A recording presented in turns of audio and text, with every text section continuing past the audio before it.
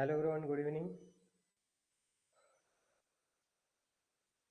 रोज की तरह एक छोटा सा मैसेज कर दीजिए जिससे कंफर्म हो कि मेरा ऑडियो एंड वीडियो आपके पास सही जा रहा है। एक कमेंट करेंगे।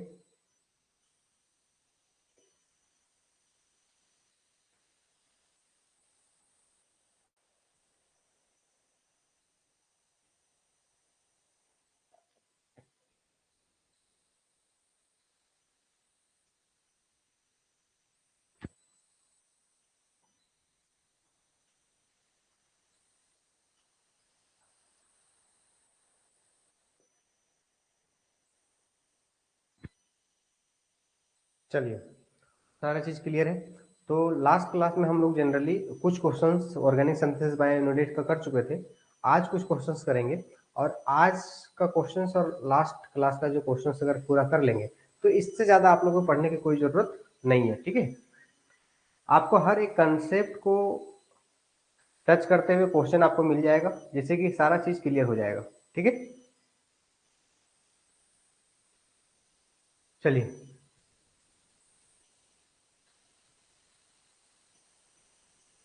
आप कोई बुक एडवाइस कीजिए। पहले जितना कंटेंट है इसको आप 10 टाइम्स कीजिए, है ना।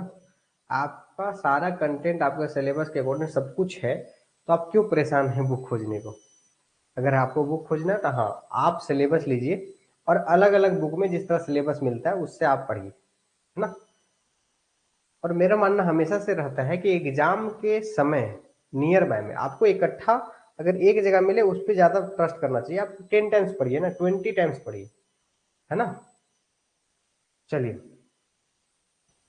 आगे। अब यहाँ पे क्या है, ऑर्गेनिक सिंथेसिस वाया इनोलेट से क्वेश्चंस कुछ करवाएंगे। जैसे देखिए, विच of the following compound contain active methylene group. Active methylene group क्या होता है, जब CH2 से कोई इलेक्ट्रॉन विथड्रॉइंग ग्रुप दो हो, इलेक्ट्रॉन विथड्रॉइंग ग्रुप दो हो, या तो फिर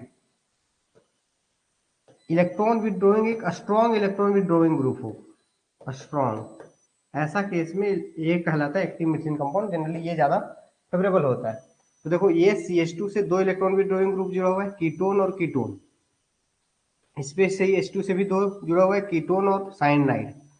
इसका मतलब बोथ A एंड B जो है वो एक्टिव मिथिलीन कंपाउंड है। ठीक है, आगे। Which of the following does not have an active methylene group. किसके पास एक्टिव मिथिलीन ग्रुप नहीं है। फिर देखो, ये CH2 के पास एक ही NO2 है, मतलब एक ग्रुप इसमें है। इसमें CH2 के इधर CO इलेक्ट्रॉन विथड्रॉइंग ग्रुप, इधर CO इलेक्ट्रॉन विथड्रॉइंग, मतलब इसमें active methylene sorry electron withdrawing group कितना, दो। इसमें भी इधर साइनो इधर कीटोन, इसमें भी दो। इसमें कोई भी इलेक्ट्रॉन विथड्रॉइंग ग्रुप नहीं है, जो कि जैसे मान लो माइनस बनता है तो यहाँ पे C डबल बॉन्ड O है, C डबल बॉन्ड O है। तो डबल बॉन्ड रेजोनेंस से इलेक्ट्रॉन विथड्रॉइंग ग्रुप है, इंडक्टिव से यहाँ नहीं बात कर रहे हैं। रेजोनेंस से, रेजोनेंस इधर भी जा सकता है इधर भी जा सकता है। इसमें कोई भी नहीं है, इसका मतलब ये जो है एक्टिव मिथिलीन कंपाउंड नहीं है। ठीक है, नहीं पूछा है। आगे देखेंगे, विच of the following is not an active. फिर से वही पूछा है, कौन सा एक्टिव मिथिलीन कंपाउंड नहीं है। देखिए, डाइथाइल मेलोनेट।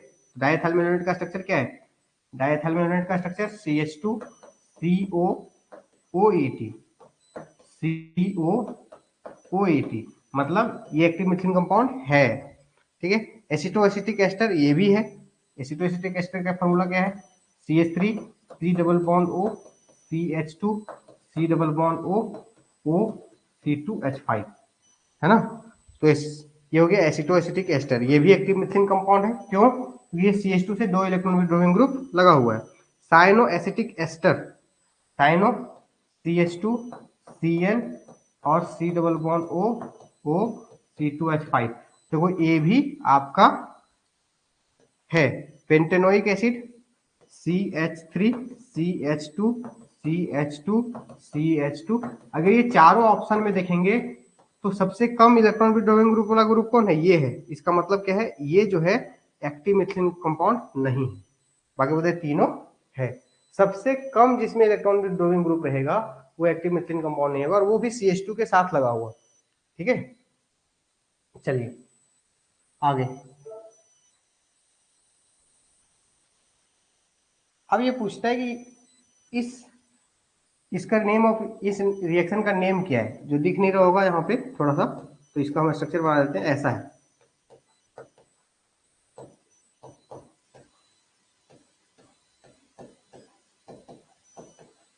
मतलब एस्टर है, और ये NaOR है पहला में, और सेकेंड में इसको हाइड्रोलाइसिस किया गया है, तो ये क्या बना है, RCH2 C double bond O C R C double bond O O R, ऐसा प्लस R प्राइम OH, ऐसा। तो इसमें क्या देखेंगे, इस एक्टिव हाइड्रोजन यहाँ पे है, कोलिजन कंडेंसेशन यहाँ से कनेक्ट होगा यहाँ पे, तो क्या होगा, RCH2 C double bond O RCH2 C double bond O, यहाँ के बाद सीधे यहाँ चले जाओ, CH, उसके बाद C डबल बॉन्ड O, उसके बाद ये क्या हो जाएगा, ROR, और ये जो R इससे जुड़ा हुआ है ये नीचे कर दिया R, है ना, यहाँ पे हाइड्रोजन रहेगा। इसको क्या बोलते हैं, कोलिजन कंडेंसेशन रिएक्शन। जब इस तरह का रिएक्शन एस्टर के बीच हो तो उसको बोलते हैं कोलिजन कंडेंसेशन, और अगर इस तरह का रिएक्शन एल्डिहाइड कीटोन के बीच हो तो उसको बोलते हैं अल्डोल कंडेंसेशन, ठीक है। और अगर इस तरह का रिएक्शन एल्डिहाइड एंड ये एसिटिक इथेनोइक एसिड अगर इस तरह का हो, सी डबल बॉन्ड हो, जिसमें डाइथाइल मेलोनेट हो, इस तरह का हो, तो उसको पर्किन रिएक्शन, इस टाइप में बहुत सारा नेम रिएक्शन है इस तरह से, ठीक है। तो अगर इस तरह का रिएक्शन दोनों एस्टर के बीच हो तो कोलिजन कंडेंसेशन, एल्डिहाइड कीटोन के बीच हो तो क्या होगा, अल्डोल कंडेंसेशन, एल्डिहाइड एल्डिहाइड के बीच हो तो अल्डोल कंडेंसेशन, कीटोन कीटोन के बीच हो तो अल्डोल कंडेंसेशन, ठीक है। आगे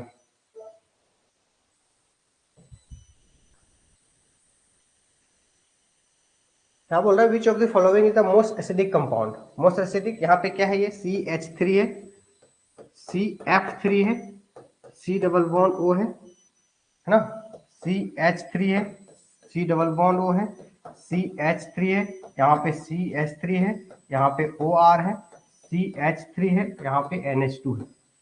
तो कौन सा मोस्ट एसिडिक कंपाउंड है ना, तो मोस्ट एसिडिक कंपाउंड अगर देखेंगे तो इसमें ये वाला है, ये क्यों, क्योंकि इसमें इलेक्ट्रॉन भी, देखो ये पार्ट तो लगभग सेम है ना, इसमें देखो CF3 3 F है इलेक्ट्रॉन विड्रॉ करने के लिए, इसलिए ये बहुत ज्यादा इलेक्ट्रॉन विड्रॉ करेगा, और ये C के साथ इसके साथ रेजोनेंस भी नहीं है। अगर मान लो यहाँ नेगेटिव बनता है तो ये पूरा का पूरा रेजोनेंस इसी में जाएगा, लेकिन इस सब केस में क्या होगा, ये जो नेगेटिव बनेगा, ये जो रेजोनेंस होगा ये इलेक्ट्रॉन से भी होगा, इधर से होगा, मतलब ये जो है डबल बॉन्ड ज्यादा अवेलेबल इसमें नहीं रहेगा, लेकिन इस केस में ज्यादा अवेलेबल रहेगा और ये ज्यादा इलेक्ट्रॉन भी खींच रहा है, इसलिए मतलब क्रॉस कंजुगेशन यहाँ पे नहीं होगा।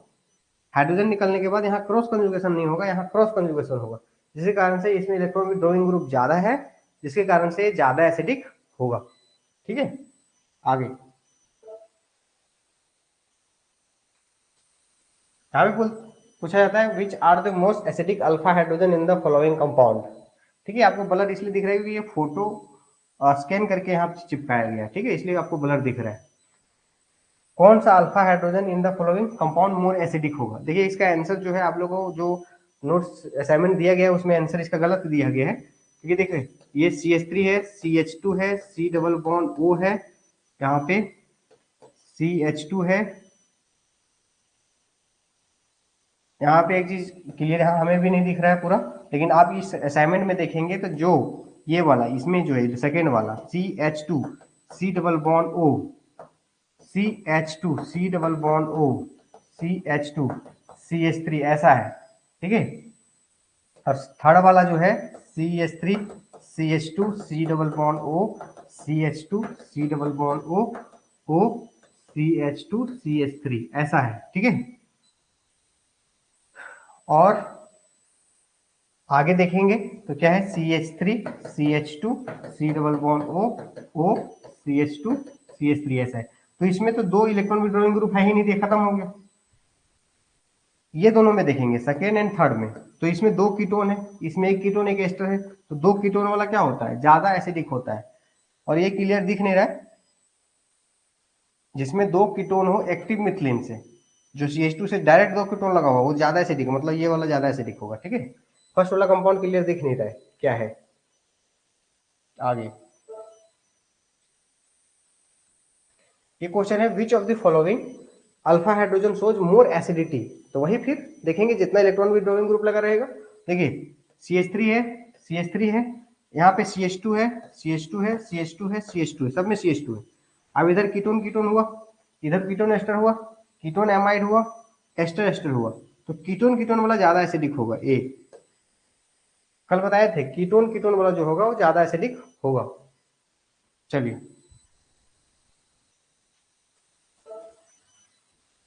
आगे, aceto acetic ester on reaction with urea, urea से क्या बनाएगा। कल बताए थे कि एसिटोएसिटिक एसिड में दो कंपाउंड बहुत फेमस है, जिस एंटीपायरिन और यूरासिल। तो देखो कोई ऑप्शन है क्या इसमें, 4 डाइमिथाइल यूरासिल, ये डी है ना। बहुत ज्यादा रिएक्शन करने की जरूरत नहीं, कंपाउंड बनाने की जरूरत नहीं, दो बस याद कर लीजिए। इनोलेट में आपको यही दो क्वेश्चन कंपाउंड पूछा जाएगा, एंटीपायरिन और 4 डाइमिथाइल यूरासिल। ठीक है आगे, choose the correct compound which shows keto enol tautomerism. तो जो कीटो इनोल टॉटोमेरिज्म कब देगा, जब कीटोन के बगल में अल्फा हाइड्रोजन हो या तो फिर डबल बॉन्ड के ऊपर OH हो, तब कीटो इनोल टॉटोमेरिज्म देगा। तो इसमें देखो डबल बॉन्ड के ऊपर OH नहीं है, मतलब नहीं देगा। Acetone CH3 C double bond O CH3, मतलब डबल बॉन्ड कीटोन के जस्ट बगल में अल्फा हाइड्रोजन है, मतलब ये देगा। बेंजीन में कोई ऐसा कंडीशन नहीं है, ना ही कीटोन ग्रुप है ना ही डबल बॉन्ड पे OH है, तो वो भी नहीं देगा। फेनॉल में ऐसा है लेकिन इनोल फॉर्म नहीं है, ये फेनॉल है, ये फेनॉल है, तो ये कीटो इनोल टॉटोमेरिज्म बहुत आसानी से नहीं देगा, क्योंकि ये इनोल इतना स्टेबल है कीटोन में जाना ही नहीं चाहेगा। क्यों, क्योंकि कीटोन में जैसे ही जाएगा एरोमेटिसिटी लॉस कर जाएगा, एरोमेटिसिटी लॉस कर जाएगा। ठीक है, जिसके कारण से ये नहीं जाएगा। तो मतलब एसीटोन जो है वो करेक्ट कंपाउंड है जो कि सोच करेगा कीटो इनोल टॉटोमेरिज्म। ठीक है आगे, इन द गिवन एग्जांपल, ये एग्जांपल में पूछा है क्या है ये, तो भाई सीधी सी बात है, ये कीटोन फॉर्म है, ये क्या है, इनोल फॉर्म है। तो 1 इज द इनोल फॉर्म गलत है, 2 इज द इनोल फॉर्म सही है, and first is the ketone form सही है, सेकंड। तो इस तरीका से जो है ये पहला असाइनमेंट कंप्लीट हुआ। सेकंड असाइनमेंट और कुछ इससे लेवल थोड़ा सा आगे बढ़ करके थोड़ा सा और कुछ क्वेश्चंस को डिस्कस करेंगे। ये असाइनमेंट में कोई भी परेशानी कोई भी दिक्कत एक बार कमेंट करेंगे, जिससे हमें पता चले कि क्या क्लियर है, डाउट है तो क्या है, आपको बताना है जल्दी से।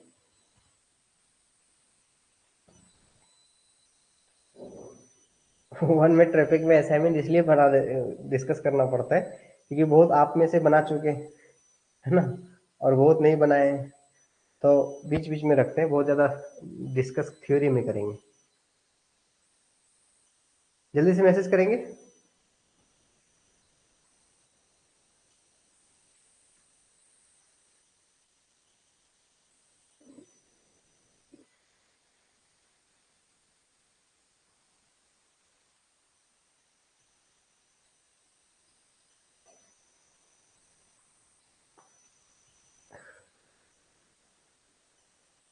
कोशिश तो यही करते हैं, पर ऐसा होता है ना जैसे कि क्लियर है, क्लियर है। देखिए कोशिश तो यही करते हैं कि रेगुलर ही ले ले, पर कुछ ऐसा चीज आ जाता है कि आप ना भी नहीं कर सकते हो।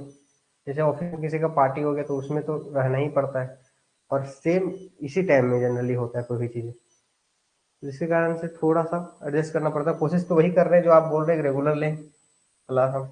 ठीक है आगे देखें, देखते हैं, कोशिश करते हैं, आप लोगों को मैसेज के थ्रू कर देंगे इन्फॉर्म। लेकिन अगर रेगुलर ना भी लें तो भी आप लोग को हमें जहाँ तक पता है आराम आराम से सारा चीज़ हो जाएगा। ठीक है, क्वेश्चन के साथ, है ना, टेस्ट डिस्कशन के साथ सब। देखिए, विच of the following is the structure of the most stable enol form. देखिए जब हम थ्योरी वाला क्लास बताए थे, थ्योरी वाला लेक्चर जाके देखेंगे अगर, तो उसमें आपको पता चलेगा इनोल जो है ना, ठीक, कीटोन और इनोल में कौन ज्यादा स्टेबल होगा वो भी बताए थे कि जनरली कीटोन स्टेबल होगा, इनोल तब होगा जब कोई एक्स्ट्रा स्टेबिलिटी फैक्टर आ जाए, जैसे में कंजुगेशन रेजोनेंस आ जाए, हाइड्रोजन बॉन्डिंग आ जाए, एरोमेटिसिटी आ जाए, इस टाइप के केस में इनोल कीटोन से ज्यादा हो जाता है। लेकिन अगर दो इनोल तीन इनोल इनोल के बीच अगर हमको कंपेयर करना है तो बताए थे जो मोर एल्काइलेटेड होता है वो ज्यादा इनोल स्टेबल होता है। देखिए ये भी इनोल बना, ये भी बना, ये भी बना, ये भी बना है, लेकिन इसमें देखिए क्या है, इसमें तो कंजुगेशन है ही नहीं। इसमें एक एल्काइल दो एल्काइल, इसमें भी एक एल्काइल दो एल्काइल, तो ये और ये गया काम से। अब इसमें देखेंगे, इसमें और इसमें थोड़ा सा आगे करते हैं इसको, ठीक है। देखिए इसमें और इसमें भी तीन एल्काइल, एक दो तीन, इसमें भी एक दो तीन, लेकिन इसमें काउंट करेंगे टोटल, ठीक है। देखिए ये जो है CH3 CH3 CH2 ऐसा, इसमें क्या है CH3 CH3 CH2, ठीक है। OH OH OH, तो अगर देखेंगे 3 6 और 2 कितना 8, इसमें भी कितना 3 3 6 और 2 8, तो इस केस में कौन ज्यादा स्टेबल रहेगा? तो जिसमें एक ही कार्बन पे जो डाइमिथाइल होगा वो ज्यादा स्टेबल होगा। इसके पीछे रीजन क्या है? जैसे देखिए कि जब इसमें इनोलेट बनाएंगे, जैसे मान लो ऐसे, देखो जब जब हाइड्रोजन नंबर ऑफ हाइड्रोजन लगभग क्या है सेम, उस केस के मैं बात कर रहा हूं, ठीक है।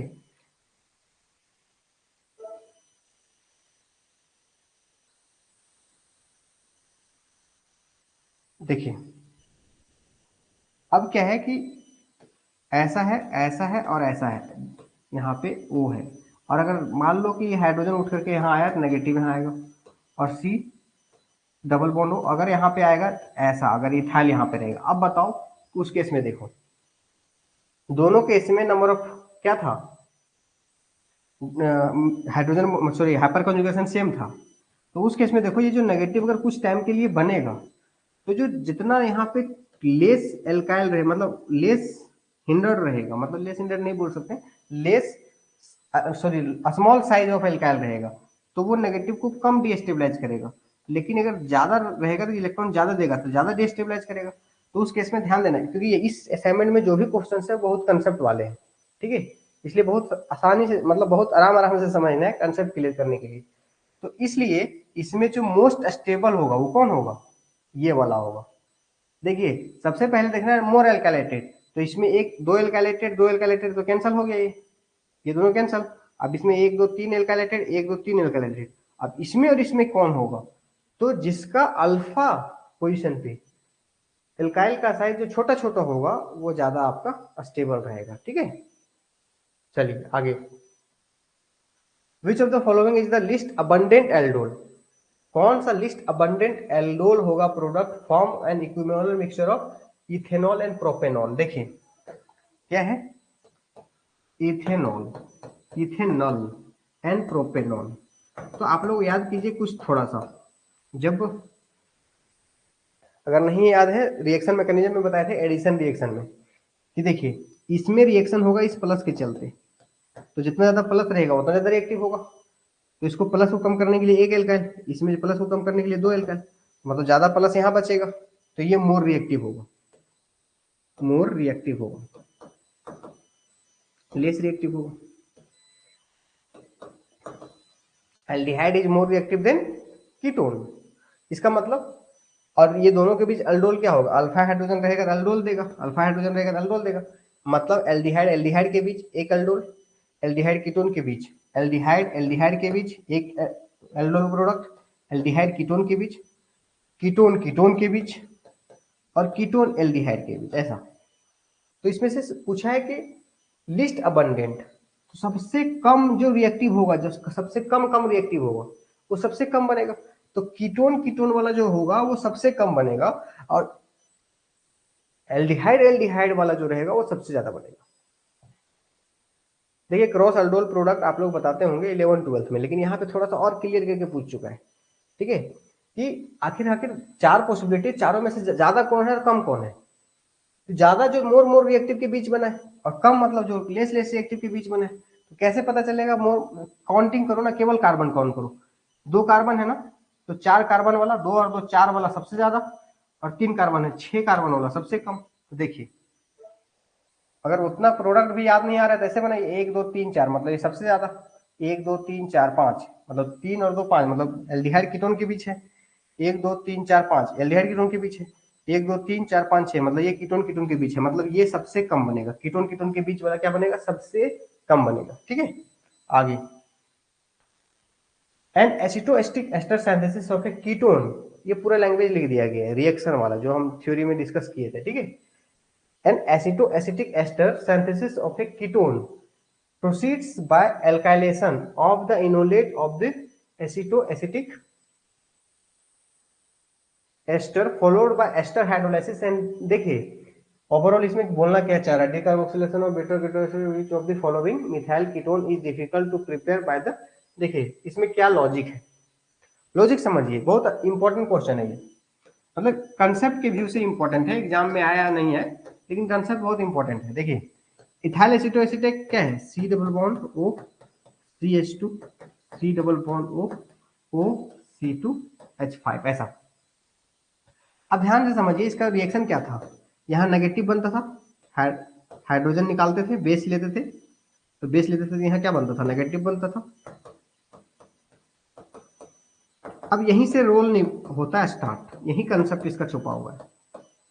अब यहाँ पे क्या होता था? एल्काइल हाइलाइट से रिएक्शन होता था, सब्स्टिट्यूशन होता था, यहाँ अटैक करता था, ये निकल जाता था, तो CH3 C double bond O CH, यहाँ पे 8 सी डबल बॉन्ड O C2H5 ऐसा। अब यहीं पे देखिए ये जो सब्स्टिट्यूशन होगा वो कैसा रिएक्शन है? SN2 टाइप का रिएक्शन है, अटैक कर रहा है और निकल रहा है।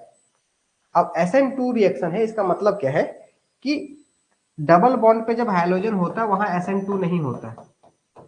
मोर हिंड्रेंस के पास, मोर हिंड्रेंस के पास SN2 जो है वो जनरली नहीं होता है। SN1 SN2 जब आप डिस्कस करते होंगे, आप पढ़ाते होंगे 11 12, तो ये सब जरूर डिस्कस करते होंगे कि डबल बॉन्ड के ऊपर जब हैलोजन होगा वहां SN1 SN2 पॉसिबल नहीं होता। मोर हिंडर्ड है, वहां पे भी SN2 बहुत लेस पॉसिबिलिटी होता है, वहां भी जो प्रोडक्ट बनता है बहुत माइनर अमाउंट में बनता है। तो यही चीज पूछना चाह रहा है, और इसको हाइड्रोलाइसिस करेंगे तो ग्रुप हट जाता है, तो कीटोन बन जाता है। तो ये ओवरऑल समझना है कि बोल रहा है कि जो एसिटोएसिटिक एसिड से सिंथेसिस ऑफ कीटोन जो बनाते हैं, यहाँ से यहाँ कीटोन बनाते हैं, इसको हाइड्रोलाइसिस कर देंगे, मतलब आपका HCl हाइड्रोलाइसिस कर देंगे, खत्म हो जाएगा, तो CH3 C double bond O CH और यहाँ पे R बन जाएगा। बाय एल्काइलेशन, मतलब ये एल्काइलेशन ऑफ द इनोलेट जो कि नेगेटिव बना उससे, ऑफ द एसिटोएसिटिक एस्टर, मतलब जो इनोलेट बनता है उससे एल्काइलेशन करने से और हाइड्रोलाइसिस करने पर, फॉलोड बाय एस्टर हाइड्रोलाइसिस, जो हाइड्रोलाइसिस करने के बाद जो कीटोन बनाते हैं, देखिए एक कीटोन बनाते हैं कैसे? इनोलेट का एल्काइलेशन से एंड देन हाइड्रोलाइसिस से, फॉलोड बाय मतलब बाद में हाइड्रोलाइसिस, पीछे पीछे हाइड्रोलाइसिस, एंड डीकार्बोक्सिलेशन मतलब इस C2O2 को निकाल देना ऑफ द कीटोन, मतलब इसमें हीट करते हैं उसको बोलते हैं decarboxylation. Which of the following methyl ketone is difficult to prepare by this method. तो इतना स्टोरी को इतना रिएक्शन करके देखना नहीं है, इसका लॉजिक देखिए क्या समझना है कि जो कीटोन के जस्ट बगल में यहाँ है, यहाँ से कोई डायरेक्ट डबल बॉन्ड वाला नहीं जुड़ा होना चाहिए, क्योंकि डायरेक्ट डबल बॉन्ड वाला आ ही नहीं सकता है। क्यों? क्योंकि SN2 पॉसिबिलिटी है ही नहीं। यहाँ से 10 डायरेक्ट मोर हिंडर्ड ग्रुप नहीं होना चाहिए, दो क्लू आपको पकड़ना है। ठीक है, देखिए ये CH2 से C CH3 CH3 CH3 मतलब 3 डिग्री एल्काइल बना, और 3 डिग्री एल्काइल के लिए क्या होता है? SN2 बहुत डिफिकल्ट होता है, मतलब यही जो है बहुत क्या पूछा है, डिफिकल्ट होगा बनाने में। इसमें क्या है, इस CH2 के बाद क्या है? CH2PH, बिल्कुल सही है, कोई दिक्कत नहीं, आ जाएगा ये, है ना। इसमें क्या है? CH2 CH double bond CH2, बिल्कुल ये भी आ जाएगा। इसमें क्या है? CH के बाद CH2PH, मतलब CH2PH का होल्ट वाइज, मतलब ये PH यहाँ पे 2 बार आया है, मतलब कोई बात नहीं, ये 2 बार आया है, 2 बार रिएक्शन किया, 2 बार आया, है ना। एक बार भी R आ सकता है, 2 बार भी R आ सकता है, तो इसका मतलब CH2PH आ सकता है, CH2PH आ सकता है, क्योंकि डायरेक्ट डबल बॉन्ड नहीं होना चाहिए। इसके बाद डायरेक्ट CH2 सिंगल बॉन्ड है, मतलब ये चलेगा। इसके बाद डायरेक्ट CH2 सिंगल बॉन्ड है, चलेगा। इसमें भी डायरेक्ट CH2 सिंगल बॉन्ड है, चलेगा। ये डिफिकल्ट होगा, ये जल्दी से नहीं बनेगा। ठीक है, एक ही बार सारा क्वेश्चन डिस्कस कर लेते हैं, फिर आप लोग से कमेंट लेंगे। फिर पूछा है, फिर वही क्वेश्चन है पूछा है, और फिर पूछा है कि डिफिकल्ट कौन होगा, फिर पूछा डिफिकल्ट कौन होगा। तो देखिए अब इसमें मेलोनेट से पूछ चुका है ना, हाँ मेलोनेट से पूछा, मेलोनिक एस्टर। तो क्या है, C double bond O O E T, C double bond O O E T, और सेम प्रोसेस करते हैं, पहले हम नेगेटिव बनाते हैं, फिर आर ले आते हैं, फिर हाइड्रोलाइसिस करते हैं तो वो एच वाइज आ जाता है, फिर हीट करते हैं, सेम रिएक्शन है। तो आपको समझना है कि जो सी डबल ओ एच जो बनेगा, इसका हाइड्रोलाइसिस से ये बनेगा C H C double bond O O H, और यहाँ से जो भी ग्रुप आएगा आर, तो आर क्या होना चाहिए, डायरेक्ट डबल बॉन्ड नहीं होना चाहिए, तो हिंडर नहीं होना चाहिए। देखिए C H two C double O H के बाद देखिए C H two P H single bond, C H two single bond P H, सही है, कोई दिक्कत नहीं, बन जाएगा। इसमें क्या है, सी एच, ये थोड़ा सा C H two C double O H, C H two C छूट गया यहाँ पे, ठीक है, तो सी एच सी छूट गया, सी डबल ओ एच के बाद क्या है, सी एच से दो सी एच थ्री है, तो दो बार एल्काइल आया, कोई दिक्कत नहीं आएगा, कोई दिक्कत नहीं।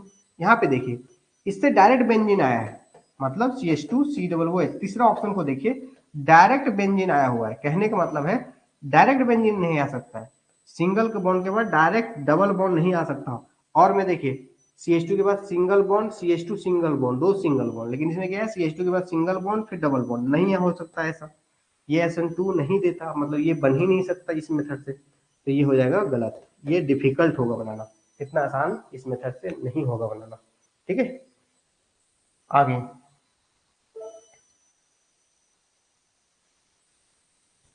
which of the following is the most stable enolate derived from 4 methyl hexanthreone, 4 methyl hexane मतलब 6 कार्बन है, 1 2 3 4 5 6, और 4 पे मिथाइल है, 4 पे मिथाइल है, और 3 पे ओन है, ऐसा है, सब वही होगा लगभग अगर देखा जाए तो देखिए लेस एल्काइलेटेड दो, दो एल्काइलेटेड, चार एल्काइलेटेड, चार एल्काइलेटेड, तो ये दोनों खत्म हो गया। अब इस दोनों में देखेंगे थोड़ा सा ऊपर करके, थोड़ा और डिटेल बताएंगे, ये भी बहुत कंसेप्ट वाला है, ये मान थोड़ा सा आपका डिटेल समझना होगा ये सब चीजों को, और जो नेट गेट का एग्जाम देते होंगे उसके लिए ये सब क्वेश्चन बहुत आसान होगा, नेट गेट यूपीएससी जीएसआई ये सब एग्जाम के लिए ये सब क्वेश्चन बहुत आसान होगा, ठीक है। देखिए अब ये दोनों बचा, अब ये दोनों में कंपेयर करेंगे तो देखिए अब इसमें भी दो जैसा है, एल्काइल मिथाइल है, इथाइल मिथाइल है, दोनों सेम है भाई, इधर इथाइल इधर इथाइल। तो अब यहाँ पे देखिए कि जो हिंड्री ये वाला ग्रुप है और ये वाला ग्रुप है, तो दोनों लार्ज लार्ज देखिए, तो लार्ज लार्ज दूर होना चाहिए, और लार्ज लार्ज यहाँ सामने है भाई। ट्रांस कैसे पढ़ते हो, आर आर मोर स्टेबल, एक दूसरा छोटा आर प्राइम आ गया यहाँ पे, और यहाँ पे ऐसा वो मैं मतलब वो समथिंग, तो जो लार्ज ग्रुप है वो लार्ज ग्रुप को देखो, तो लार्ज लार्ज जितना दूर रहेगा उतना ज्यादा स्टेबल होगा, मतलब ये जो है ज्यादा स्टेबल होगा, है ना, ये ज्यादा स्टेबल होगा, ठीक है। आगे which of the following ethyl 3 oxobutanoate is predominant at equilibrium, कौन सा इनोल फॉर्म जो है वो ज्यादा, देखिए यहाँ पे एक बहुत कंसेप्ट वाला पहले बता चुके हैं ऐसे, which of the which enol form of ethyl 3 oxobutanoate is predominant at equilibrium, तो आप लोग को बताए थे कि जब ये इनोल बनेगा तो एक तो हाइड्रोजन बॉन्डिंग बन रहा है, लेकिन इसमें ये डबल बॉन्ड और इसके बीच कोई रेजोनेंस नहीं है, मतलब हाइड्रोजन बॉन्डिंग तो है रेजोनेंस नहीं है। इस इनोल बनने से क्या हो गया, हाइड्रोजन बॉन्डिंग भी हो गया और डबल बॉन्ड भी हो गया, जिसके कारण से क्या हो गया, स्टेबल है, हाइड्रोजन बॉन्डिंग भी है रेजोनेंस भी है, ये हो गया स्टेबल। इसमें क्या है, अब इसमें क्या है कि डबल बॉन्ड रेजोनेंस तो है, double bond single double bond, लेकिन हाइड्रोजन बॉन्डिंग नहीं है, क्योंकि OH इधर आ गया तो इधर है ही नहीं, इधर गया ही नहीं, तो जब OH इधर आ गया इधर गया ही नहीं, इसका मतलब क्या है, यहाँ पे ये कम, ये दोनों हो रहा था इसमें, इसमें क्या है रेजोनेंस तो है, हाइड्रोजन बॉन्डिंग भी है, रेजोनेंस भी है, हाइड्रोजन बॉन्डिंग भी है, लेकिन इनोल कीटोन का जल्दी बनता है एस्टर के कंपेरिजन में।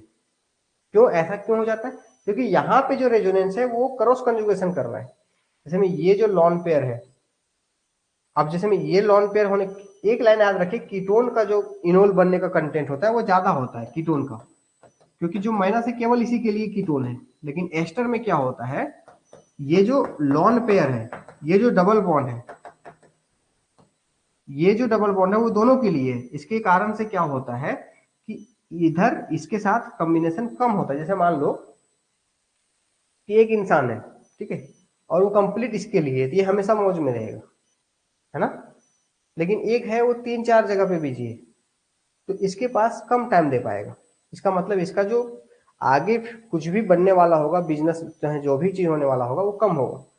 इसी कारण से कीटोन का जो इनोल कंटेंट होगा ज्यादा होगा। इसका मतलब क्या है, ये वाला देख रहे थे ना, दोनों चीज हो रहा है इसमें, तो ये होगा, इसमें भी दोनों चीज हो रहा है, लेकिन एस्टर का इनोल कम बनता है देन कीटोन। देखिए आपका ऑप्शन में आपको थोड़ा समझने की जरूरत पड़ रहा है, इसको बोलते हैं थोड़ा सा स्टेप, एक स्टेप आगे का थिंकिंग क्वेश्चन, ठीक है। चलिए आगे, which is wrong structure as a resonance contributed to the most stable enolate form of pentane 2,4 dione। अब देखिए 2,4 डायोन है, अब इसी का रेजोनेटिंग स्ट्रक्चर है, सारा सारा रेजोनेटिंग स्ट्रक्चर बोल रहा है, उसमें से कौन एक दूसरे का रेजोनेटिंग स्ट्रक्चर नहीं है। देखिए तो ये यहाँ आएगा और ये यहाँ आएगा, सही है, और ये यहाँ आएगा और ये यहाँ जाएगा, ये भी सही है ना। लेकिन इससे ये कभी नहीं बनाया जा सकता है, क्यों? क्योंकि देखो यहाँ CH3 है, यहाँ CH3 है, यहाँ CH3 है, और यहाँ CH2 है। आपको पता है ना कनेक्टिविटी जो है, जो एटम जितना जिस जगह से कनेक्ट है उतना ही होना चाहिए, कनेक्टिविटी रेजोनेंस में चेंज नहीं होता है। इसका मतलब ये तीनों रेजोनेंस है, ये रेजोनेंस नहीं है, कहीं से भी कर सकते कनेक्टिविटी। यहाँ CH है, यहाँ CH है, यहाँ CH है, यहाँ CH2 है, कनेक्टिविटी डिफरेंट हो गया, मतलब ये रेजोनेंस नहीं है। तो बोलता है रॉन्ग स्ट्रक्चर कौन है, तो यही है रॉन्ग स्ट्रक्चर, जो कि रेजोनेटिंग स्ट्रक्चर में कंट्रीब्यूट नहीं दे रहा है। Contributor, resonance contributor to the most stable enolate form, मतलब उसमें कोई कंट्रीब्यूशन ही नहीं है उसका, ठीक है। चलिए आगे,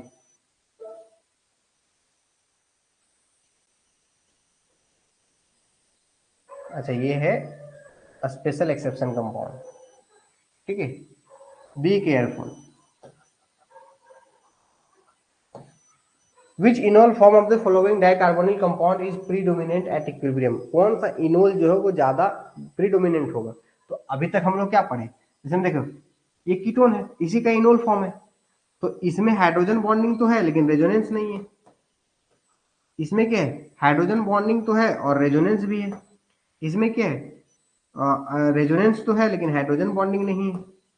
इसमें क्या है, अगर इसमें देखेंगे तो हाइड्रोजन बॉन्डिंग तो है और रेजोनेंस भी है, ऐसा दोनों है। तो इस केस में ऐसा लगता है कि कीटोन का ज्यादा इनोल बनता है, इसलिए ज्यादा स्टेबल ये होना चाहिए, लेकिन यहाँ नहीं है, लेकिन यहाँ पे ये सही नहीं है, ठीक है। यहाँ पे क्या पूछता है, which enol form of the following dicarbonyl compound is, सही है सही है सही है सही है, ठीक है। देखिए which enol form of the equilibrium,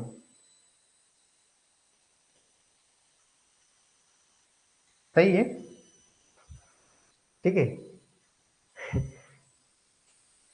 ये सही है आंसर। क्योंकि देखिए दोनों चीज है, जिस तरह से पहले क्वेश्चन था वैसा ही यहाँ है, तो इसलिए ये दोनों है, ठीक है। चलिए आगे, एस्टर वाला भी बताया था ना, सेम यहाँ पे है, आगे देखेंगे। Which enolate derive from one phenyl butane two one is most stable, देखिए ऐसा ही होता है, जब आप क्लियर से बनाओगे तो आपका ना जो कॉन्फिडेंस है वो क्लियर हो जाएगा। थोड़ा डाउट आएगा, जैसे सोचने से डाउट आता है, लेकिन जैसे ही मेंशन करोगे उसका रीजन, तो आपको क्लियर बताता है कि क्या सही है क्या गलत है। अरे होता है क्वेश्चन बनाते समय, which enolate derived from one phenyl butane two one is most stable. अब देखिए सेम चीज वही है, देखिए अब इसका इनोल बनना है, तो इनोल बना यहाँ पे, पहले पहले एल्काइल, देखिए एक एल्काइल दो एल्काइल, एक एल्काइल दो एल्काइल, एक एल्काइल दो एल्काइल, एक एल्काइल दो एल्काइल, दो एल्काइल सब में है। उसमें बाद हाइड्रोजन बॉन्डिंग, देखिए हाइड्रोजन बॉन्डिंग, और इसका दोनों एल्काइल के बाद देखिए कि कंजुगेशन में है क्या, यहाँ कोई कंजुग रेजोनेंस नहीं, यहाँ कोई रेजोनेंस नहीं, लेकिन यहाँ रेजोनेंस है, ये दोनों में रेजोनेंस है ना, ये दोनों में रेजोनेंस है, सी और डी में। लेकिन सी और डी में डिफरेंस क्या है, सी जो डबल बॉन्ड है वो ट्रांस है, देखिए दोनों एल्काइल ऑपोजिट में है, मतलब ट्रांस है, और ये दोनों जो एल्काइल है वो सीस है। तो कौन ज्यादा स्टेबल होगा, ये आपका ट्रांस वाला ज्यादा स्टेबल होगा, तो ये जो है आपका मोस्ट स्टेबल इनोल फॉर्म होगा, है ना।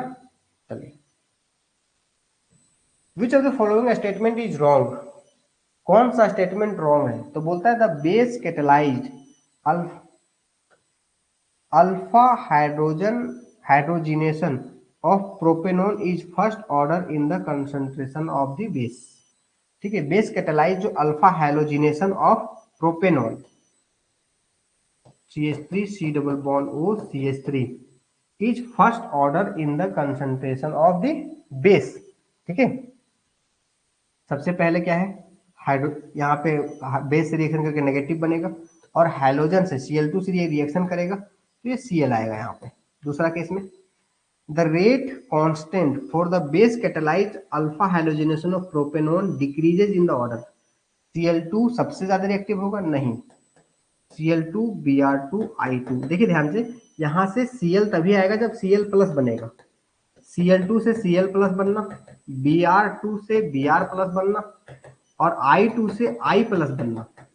सीधी सी बात है, I2 जल्दी बनेगा, कहने का मतलब ये रिएक्टिविटी जो है वो गलत लग रहा है। आगे देख लेते हैं सारा। तो ये रिएक्टिविटी क्या होना चाहिए, I2 ज्यादा होना चाहिए, Br2 होना चाहिए, ऐसा होना चाहिए। क्यों? क्योंकि I प्लस जो है ज्यादा जल्दी बनेगा I2 से। ठीक है, आगे देखेंगे the base catalysed alpha hydrogenation of propanone proceeds easily to give 111 tri propanone. बिल्कुल सही है, तीन तीन हाइड्रोजन रहेगा, 3 बार आई आएगा।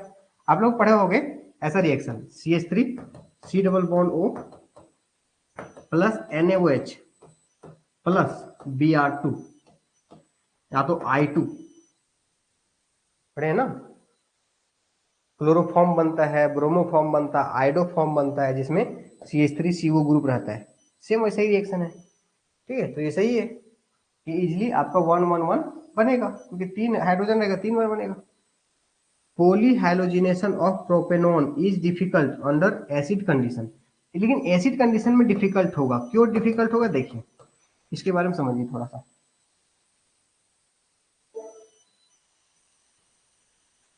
देखिए मेरे पास प्रोपेनॉन है, अब इसको बेस बना दिया हम, तो क्या हो गया, CH3 C double bond O CH2 यहाँ पे नेगेटिव।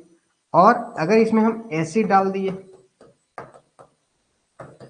अरे यार एसिड डाल दिए, तो एसिड डालने से क्या हो जाएगा, CH3C। अब यहाँ पे एसिड आएगा तो इनोल बन जाएगा। जैसे मान लो यहाँ पे H प्लस आया तो ऐसे बन जाएगा। तो यहाँ पे ऐसे बनने के कारण क्या होगा, ये हाइड्रोजन ऐसे बन जाएगा, टॉटोमेरिज्म हो जाएगा। तो क्या हो जाएगा, CH3COH और डबल बॉन्ड CH2। देखो ये भी न्यूक्लियोफाइल है और ये नेगेटिव बना, ये भी न्यूक्लियोफाइल है। अब बताओ simple CC double bond nucleophile अच्छा है कि C नेगेटिव ज्यादा अच्छा न्यूक्लियोफाइल है? ये ज्यादा अच्छा है ना, कहने का मतलब बेसिक मीडियम में ज्यादा अच्छा न्यूक्लियोफाइल बनेगा, ज्यादा रिएक्टिव बनेगा। मतलब जो Br प्लस Br2 या तो Br प्लस जो Br2 से जो Br प्लस बनेगा, वो Br प्लस से कौन रिएक्शन जल्दी करेगा, ये करेगा कि ये करेगा, ये करेगा। कहने मतलब बेस मीडियम में, बेसिक मीडियम में जो हैलोजिनेशन होगा अल्फा हाइड्रोजन पे वो इजी होगा in comparison to acidic medium. इसका मतलब जो एसिडिक मीडियम में डिफिकल्ट कंडीशन बोल रहा है ये बिल्कुल सही है, ये भी सही है। मतलब जो गलत है वो एविडेंट दिख रहा है। ये actually base catalyse first order का रिएक्शन है, ये हमें भी नहीं पता था, बस ऑप्शन के अकॉर्डिंग समझ में आ गया कि ये सारों में से एविडेंट ये दिख रहा है गलत है, तो यही होगा। ये दोनों तो ठीक दिख रहा है, फर्स्ट ऑर्डर है या नहीं है नहीं पता, लेकिन यहाँ से हमको समझ में आ गया। तो 100% आपको याद नहीं रह सकता, लेकिन ऑप्शन को क्लियर समझने से आपको एक दिख जाएगा एविडेंटली जो कि रॉन्ग है। तो इस तरह से आपका इनोलेट चैप्टर का पूरा क्वेश्चन जो है डिस्कशन हो चुका है। और एक बार आप लोग कमेंट कर दीजिए जिससे हमें कंफर्म पता चल जाएगा कि ये समझ में आ चुका है सारा या नहीं।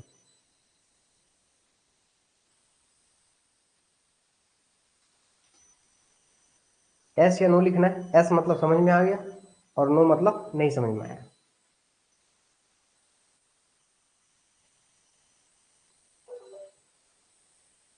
ठीक है, कोई क्वेश्चन को कितना एक्सप्लेन करना है वो मेरे लिए भी डिफिकल्ट हो जाता है, क्योंकि आप उस हैंड पे आप कितना जानते हो वो थोड़ा सा यहाँ से ऑनलाइन में डिफिकल्ट होता है समझना। आपका एक कमेंट ही होता है जो हमें इंडिकेट करता है कि कितना एक्सप्लेन करना है। देखिए एक क्वेश्चन को इतना अच्छे से एक्सप्लेन भी किया जा सकता है एग्जाम्पल लेकर के, मजाक करके, कि आपको याद रह जाए, लेकिन ये समझ पाना कितना एक्सप्लेन करना है ऑनलाइन में ये बड़ा टास्क होता है। आपका कमेंट ही हमें इंडिकेट करता है कि कितना हमें समझाना है।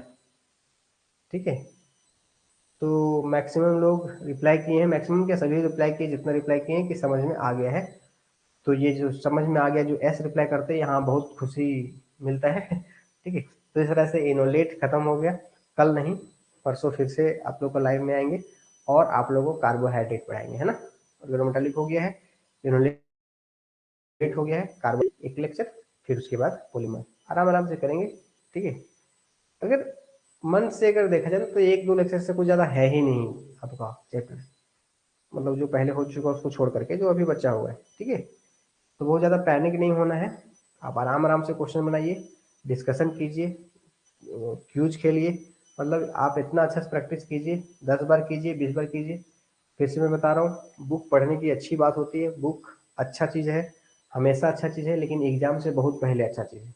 एग्जाम के समय, कंपटीशन एग्जाम के समय बुक पे थोड़ा सा कम ध्यान दीजिए। आपका एक सटीक नोट्स है उस पर ध्यान दीजिए, 10 बार 20 बार कीजिए। आपको जब लग जाए कि आपका 100% सिलेक्शन हो चुका है, मतलब तैयारी हो चुका है, बुक किसी किसी टॉपिक को समझने के लिए, फैलाने के लिए किसी किसी टॉपिक के लिए जा सकते हैं, और वो आपका अलग अलग बुक में मिलेगा। इस लेवल पे आके एक बुक परफेक्टली अगर पढ़ कर सोचेंगे नहीं, तो एक बुक में नहीं सिलेबस मिलता है। आपको भी पता है, अलग अलग बुक से आपको सिलेबस को इकट्ठा करना पड़ेगा। तो आप किसी टॉपिक के लिए अलग अलग बुक को सर्च कीजिए, आप पढ़िए। अगर आप टॉपिक वाइज पूछेंगे इस टॉपिक के लिए किससे पढ़ें, वो हम सजेस्ट कर सकते हैं। लेकिन आप अगर डायरेक्ट पूछेंगे कि एक पूरा हॉल बुक बता दीजिए, तो कोई ऐसा हॉल बुक नहीं अभी तक बना है। और समय मिला तो अगर आने वाला टाइम में निकल जाएगा, निकाल देंगे बहुत लोग, और हमें समय मिला तो हम ही निकाल देंगे। ठीक है, तो यहाँ समय का खेल है सारा।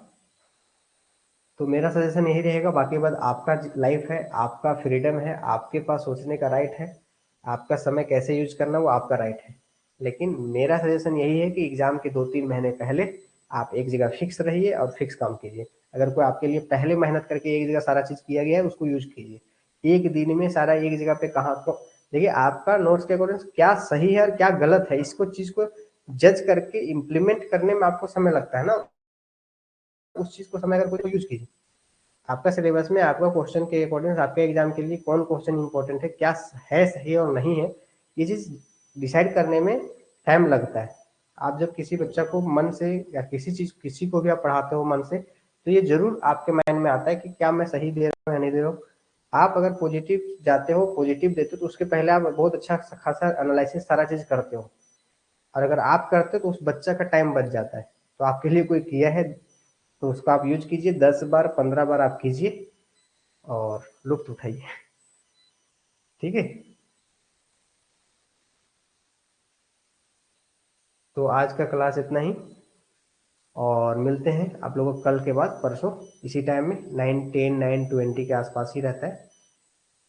9 कोशिश करते हैं कि 9 तक आ जाए, लेकिन नहीं आ पाते हैं। ठीक है, जिसके कारण से मेरे तरफ से एक दुख वाली बात है। पर 9:10 9:20 के आसपास मैं एक परसों फिर से आप लोगों को कार्बोहाइड्रेट एक लेक्चर में पहले भी एक बार डिस्कस कर चुके हैं, फिर से एक बार कोशिश करेंगे पूरा डिस्कस कर ले। ठीक है, एनी डाउट तो आप लोग कमेंट कर सकते हैं।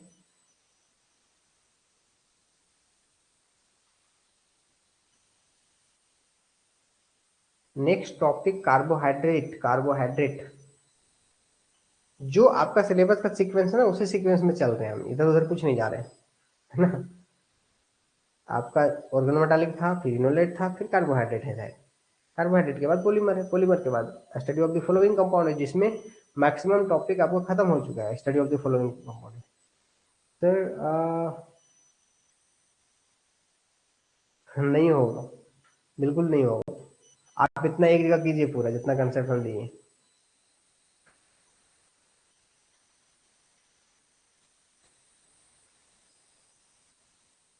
आप अपना तैयारी करते समय जितना आप डर है सोच का कि आपको कितना करना है, क्या करना है, नहीं करना है, जो इस हैंड से आपको डिलीवर करता है ना चीज, वो भी उससे 10 बार ज्यादा सोचता है कि क्या जो दे रहे हैं वो सही है, और क्या दे रहा है। जैसे कुछ चीजें और हमें लगेगा तो उसमें ऐड कर देंगे, है ना। तो इस चीज से निश्चिंत रहें आप बेफिक्र से बस केवल पढ़ाई कीजिए। कितना करना है नहीं करना उसको बस समराइज कीजिए। आप ट्रस्ट कीजिए, आप अपने हैंड से जितना आपको डर है अपना करियर को लेकर के कि कितना से हो जाएगा, कितना हो जाएगा, और कहाँ से करें और क्या करें, कहाँ से करें, उससे कई ज़्यादा जो इस हैंड से जो आपको दे रहा होता है ना, उसके ऊपर भी एक जिम्मेदारी होती है। और वो भी कहीं ना कहीं सोचता है कि आखिर इसके अकॉर्डिंग और क्या चाहिए और क्या नहीं चाहिए।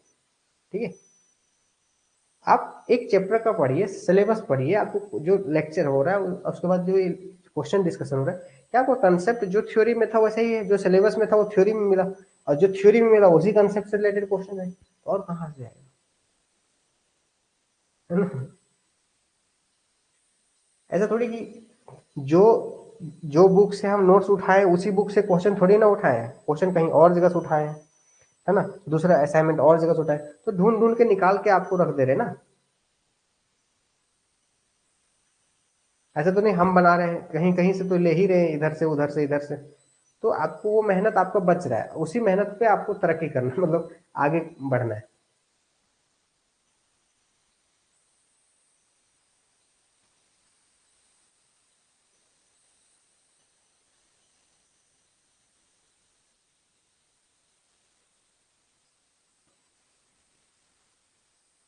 और सिलेक्शन होने और ना होने का बस एक ही फासला होता है, मैक्सिमम लोग केमिस्ट्री में ठीक है पढ़ने में, ऐसा थोड़ी नहीं है। बस लास्ट का जो 10 से 15-20 नंबर जो सिलेबस है ना आपका, 20%, जैसे फोटो केमिस्ट्री हो गया, जो कि एक 11th 12th से कंप्लीट बाहर है, थोड़ा कुछ क्वेश्चन लेवल आप कर देता है, जैसे मीनोलिटी सब सिलेबस से 11th 12th से बाहर है, और यही सब डिसाइडिंग होता है कि आपका सिलेक्शन हुआ या नहीं हुआ, इसी पे फोकस ज़्यादा करना है आप लोगों को, है ना। और 11th 12th वाला जो टॉपिक है उस पर एक्यूरेसी मेंटेन करना, उसमें गलतियां होता है, जानते तो सब है लेकिन उसका एक्यूरेसी मेंटेन करना है। ठीक है, और कोई क्वेश्चन है तो आप लोग कमेंट कर सकते हैं।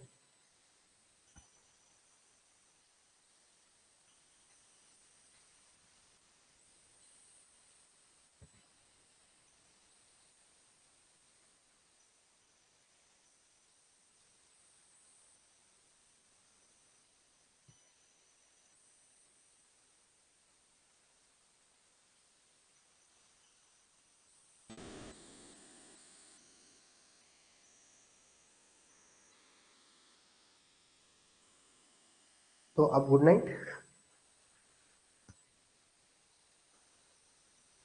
Okay, all the best, good night. मिलते हैं कल के बाद परसों, चाहे जो भी डेट होगा और जो भी दिन होगा।